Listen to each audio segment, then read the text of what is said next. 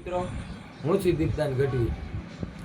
એક રામાયણનો સુંદર મજાનો પ્રસંગ છે કે જ્યારે રાવણે રામનું રૂપ ધર્યું હતું તે એક દિવસનો સમય છે અને રાવણ ચિંતામાં બેઠો છે.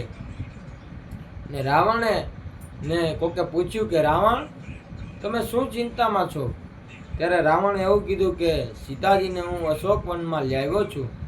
તેના 303 માસ થઈ ગયા છે અને સીતાના મુખમાંથી રામ શબ્દ હટી અને હજી પણ રાવણ શબ્દ આવ્યું નથી.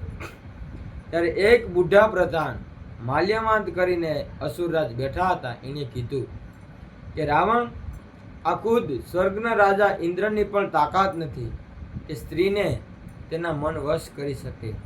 પણ જો તમે એક ઉપાય કરો તો સીતાજી તમારે વશ થાય. અને રાવણને કીધું કે તમે રામનું રૂપ લઈને જાઓ તો સીતાજી જો તમારે વશ થાય. અને આ ઉપાય રાવણના ગળે ઉતરી ગયો અને રાવણ છે તે રામનું રૂપ ધારણ કર્યું. એ જટા જૂટ બાણાધારી અને એવો અસુરાજ ખુદમ ખુદ રામ જ લાગવા લાગ્યા. હજી તો અશોક વાટિકામાં જવા નીકળે ત્યાં તો બે આંખોમાંથી આંસુની ધારા વહેવા લાગી. કોકે પૂછ્યું કે રાવણ શા માટે રડો છો? ત્યારે રાવણે કીધું, એવા સંકલ્પ આવે રે મારા આત્માને અકળાવે.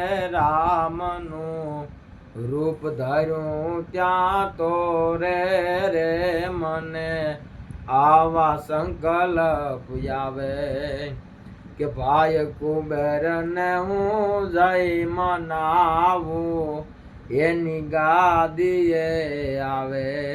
કે આ લંકા છે તે મારા ભાઈ કુબેરની છે ને મેં તેની સાથે યુદ્ધ કરીને આ લંકા લઈ લીધી છે.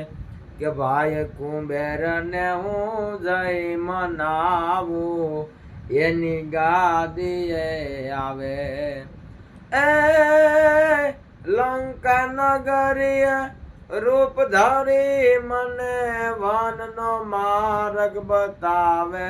રામનું રૂપ ધાર્યું ત્યાં તો રે મને આવા સંકલ્પ આવે કે ખોટો રે ખોટો હું જ્યાં રામ બનું ત્યાં હાચો રુદામાં આવે.